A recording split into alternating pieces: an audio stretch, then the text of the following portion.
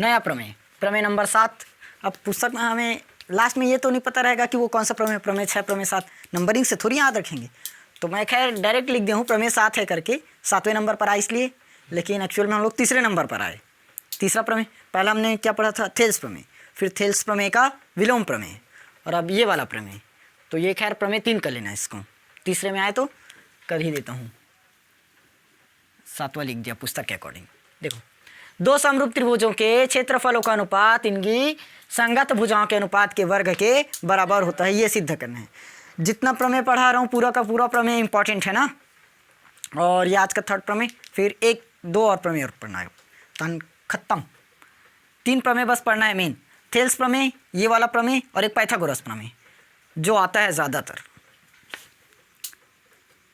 तो इसके लिए सबसे पहले त्रिभुज बना दो। 2 त्रिभुज बोला है ना, तो 2 ही त्रिभुज बनाना, ए बी और ये सी। और एक और बोला है पी क्यू आर, ये अपना मेन बार बार लेते हैं पी क्यू आर, इसी में अच्छा बनता है ना, नाम एकदम सामने में आ जाता है पी क्यू आर, इसीलिए इसको लेते हैं। चलो, नहीं तो कोई भी ले सकते हो, ए बी सी ले दिए थे। अब इसको डी ई एफ करोगे, नाम थोड़ा कन्फ्यूज़न लग जाएगा, इसलिए डायरेक्ट ऐसे ले दिए। देखो क्या बोला है, 2 समरूप त्रिभुज, दोनों त्रिभुज क्या है, एक दूसरे के समरूप है, तो क्षेत्रफलों का अनुपात इनकी संगत भुजाओं के अनुपात के वर्ग के बराबर होता है। ध्यान से समझना, सबसे पहले क्या निकालना है, क्षेत्रफलों का अनुपात। क्या सिद्ध करना है, सिद्ध करना है, अरे सबसे पहले लिख लेना था, क्या करना है, उपपत्ति। उपपत्ति में अपने को सबसे पहले क्या बनाए, 2 त्रिभुज बनाए, ए बी सी समरूप है किसके, त्रिभुज पी क्यू आर के, ये बस कर देना हो जाएगा। आ गया, इतना किए। अब सिद्ध करना है, क्या सिद्ध करना है, सिद्ध, इसको ना उपपत्ति में मत करना, उपपत्ति अभी करना पड़ेगा, ये तो क्वेश्चन में हमें साफ साफ दिया है, वो है सिद्ध करना है। क्या चीज़ सिद्ध करना है, देखो, त्रिभुजों के क्षेत्रफलों का अनुपात, त्रिभुजों के क्षेत्रफल का अनुपात, यानी कि ए बी सी का क्षेत्रफल और उसके अनुपात में पी क्यू आर का क्षेत्रफल, त्रिभुज ए बी सी का क्षेत्रफल, यानी कि मैं डायरेक्ट इसको ऐसे लिख सकता हूँ, एरिया, एरिया मतलब क्षेत्रफल, ए बी सी और उसके अनुपात में एरिया पी क्यू आर, इसका क्षेत्रफल। ये समझ में आया, पहला लाइन क्षेत्रफलों का अनुपात, ये खत्म। अब इनकी संगत भुजाओं के अनुपात के क्या होता है, वर्ग के बराबर। तो इनकी सबसे पहले क्या लेना है, संगत भुजा, तो ए बी की संगत भुजा पी क्यू, ए बी की संगत भुजा पी क्यू, बी सी की संगत क्यू आर, बी सी की संगत भुजा क्यू आर, ए सी की संगत भुजा पी आर। हमें यही तो बोला था, संगत भुजाओं का अनुपात, कर लिए संगत भुजाओं का अनुपात, अब उसके वर्ग के बराबर होता है, यानी कि संगत भुजाओं का वर्ग, ये वर्ग किए, इसका भी वर्ग किए और इसका भी वर्ग किए। बस यहाँ तक समझ में आया कि नहीं आया? अब देखो, हम इस पर ना कुछ रचना कर देंगे, क्या चीज़, रचना। और उस रचना में क्या करेंगे, ए पर हम क्या कर देंगे, लंब डाल देंगे, इस तरह से एम, इस पर लंब एन। तो रचना में क्या किए, ए एम किस पर लंब डाला है, वाह, बी सी पर। ए एम किस पर लंब आया, बी सी पर, तथा पी एन किस पर लंब, क्यू आर पर। ये यहाँ तक समझ में आया? बस अब इधर से हमारा जो उपपत्ति है वो स्टार्ट होगा कि करना कैसे है। करें उपपत्ति। देखो, ए बी सी और पी क्यू आर, ये तो हमें 2 त्रिभुज के समरूप है, ये पता है। निकालना क्या है, दोनों के क्षेत्रफल का अनुपात, क्षेत्रफलों का अनुपात। तो सबसे पहले हम क्या लगाएंगे, एरिया ए बी सी और नीचे में एरिया पी क्यू आर, क्योंकि दोनों का अनुपात पता करना है। और त्रिभुज का क्षेत्रफल जानते हो, 1/2 गुणित आधार गुणित ऊंचाई। ये आधार को और ऊंचाई को पूरा नहीं लिख रहा हूँ ना, इसमें भी 1/2 गुणित आधार गुणित ऊंचाई आएगा। अब 1/2 गुणित ABC में, देखो ABC में आधार किसी को भी मानो चलेगा, कोई भी मानो चलेगा। हम कोई भी एक मान लेते हैं, चाहे AB मानो या AC मानो या BC मानो, क्योंकि हमें इस बार पता है क्या कोण कहाँ पर बना है, नहीं पता, तो कोई भी आधार मान सकते हैं। क्योंकि इसमें तो हमें कुछ पता ही नहीं है कि कोण कहाँ बना है, लंब करना कौन सा है, तो आधार मान लो BC। कोई भी मान सकते हैं ना अपने अकॉर्डिंग। मैं मान देता हूँ BC को, BC। ऊंचाई किसको मानेंगे, AM को, क्योंकि वही तो लंब डाला है। ऊंचाई क्या होगा, AM। पूरे के डिवाइड में 1/2, ये किसका है, PQR में, PQR में। इस बार अब जब BC को हम लोग आधार मान रहे हैं तो इसमें आधार QR को। अब उल्टा को मत मान देना ना, यहाँ BC मान दिए तो यहाँ PR को मान देते हैं करके, क्योंकि किसी को मानने बोले हैं, किसी को भी मान लो बोला था ना, तो इसमें BC मान देते हैं, इसमें PR मान देते हैं। ये गलत हो जाएगा, एक को ही मानना, इसमें BC तो इसमें QR, इसमें AC तो इसमें PR। यहाँ तक समझ में आया, कोई भी लोगे चलेगा, आंसर वहीं चाहेगा। अब इस बार ऊंचाई क्या बनेगा बताओगे, PN। ये लो PN क्या हुआ हमारा, ऊंचाई। कटेगा कुछ क्या, हाँ क्या कटेगा, 1/2 से 1/2। ये जो बचा हम इसको नाम देते थे इक्वेशन 1।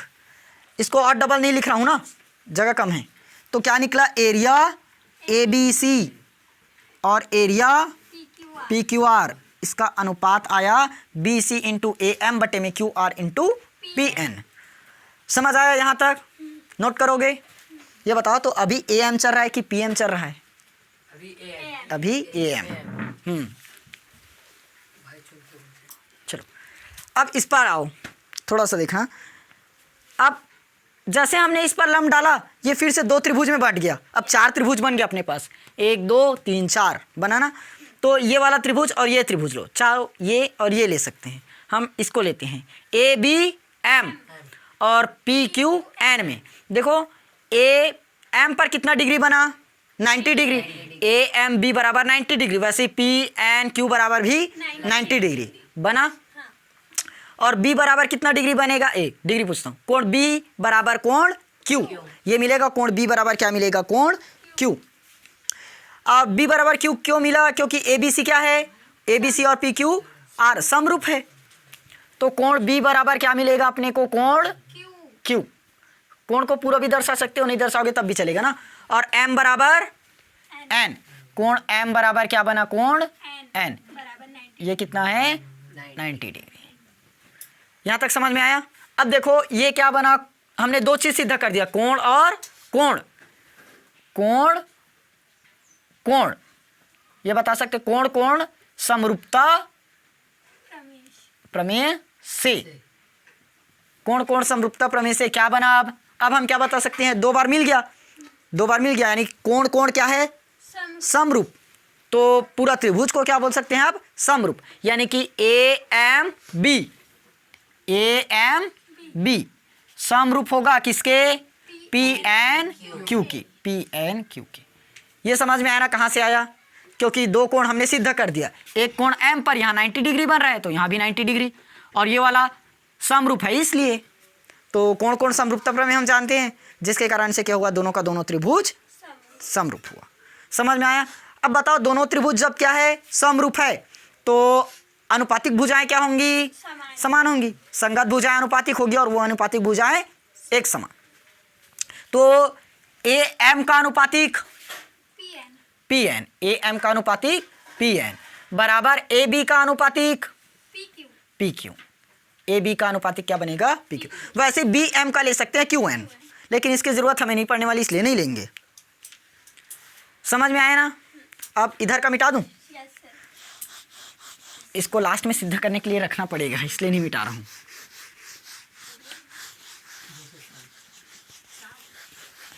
इस इक्वेशन फर्स्ट को ना मैं उधर रख देता हूं, चलो शांत। इक्वेशन फर्स्ट को मैं यहाँ लिख रहा हूँ ना एक बार। क्या था इक्वेशन फर्स्ट, यहाँ BC बटे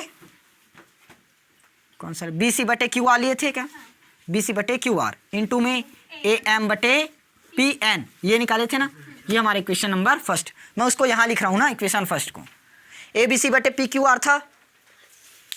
अब देखो AM बटे में क्या निकला, PN, AB बटे में क्या निकला, PQ। यहाँ तक आया। अब हम लोग जानते हैं ABC किसके समरूप है? PQR के। ये है ABC समरूप है किसके? PQR के। तो संगत भुजाएं क्या होंगी? अनुपातिक। संगत भुजाएं क्या होंगी? अनुपातिक। तो AB बटे में क्या होगा? PQ। AB बटे PQ बराबर BC बटे QR, क्योंकि हम ABC और PQR में ले रहे हैं ना। वैसे ही AC के बटे में क्या बनेगा? PR बनेगा। ये क्या था? ABC और बटे में PQR, ये वाले त्रिभुज में निकाले हैं। ये समझ में आया? कहाँ से निकला ये क्लियर हुआ?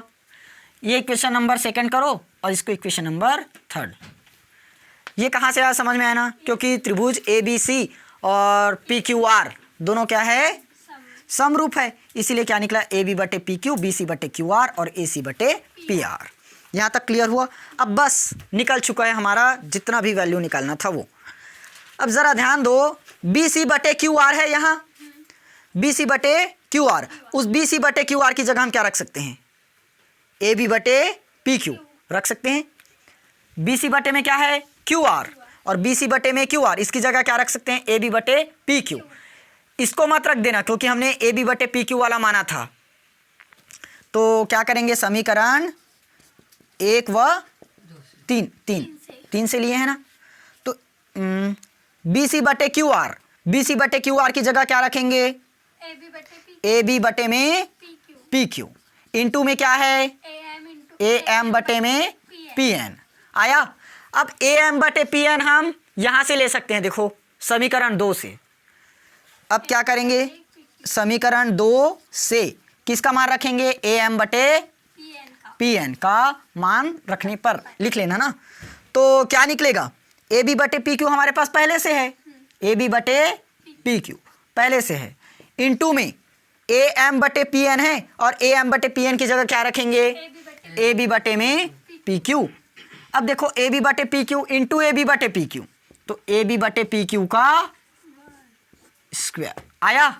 और यहीं सिद्ध करना था। देखो अभी हमने क्या किया? AB बटे PQ सिद्ध कर दिया, क्योंकि स्टार्टिंग में हमने क्या किया था?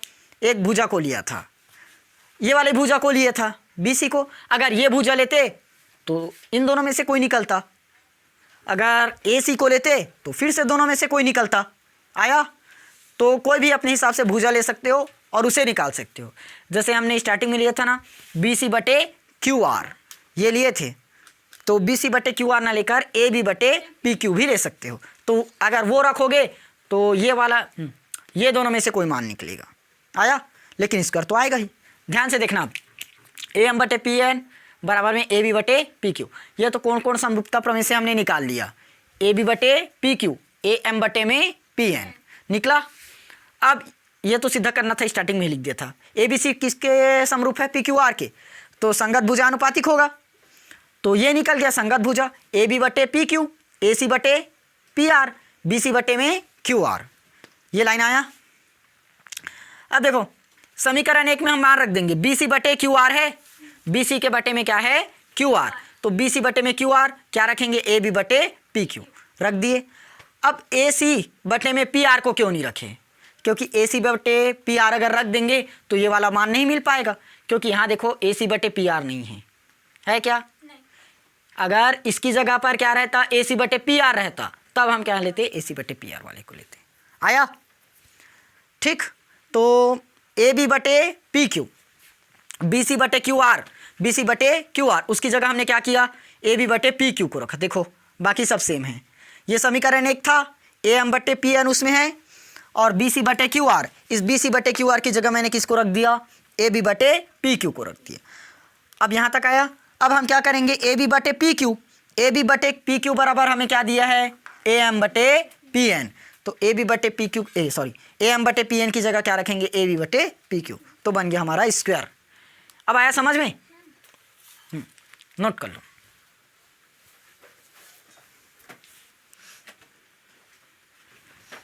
हाँ, तो इसके अकॉर्डिंग कोई भी दूसरा को लगा सकते हो ना। अब कोई दो भुजा अलग वाला लेकर ये सिद्ध कर सकते हैं। एक को बस सिद्ध करके बताना रहेगा, दोनों सिद्ध हो जाएगा।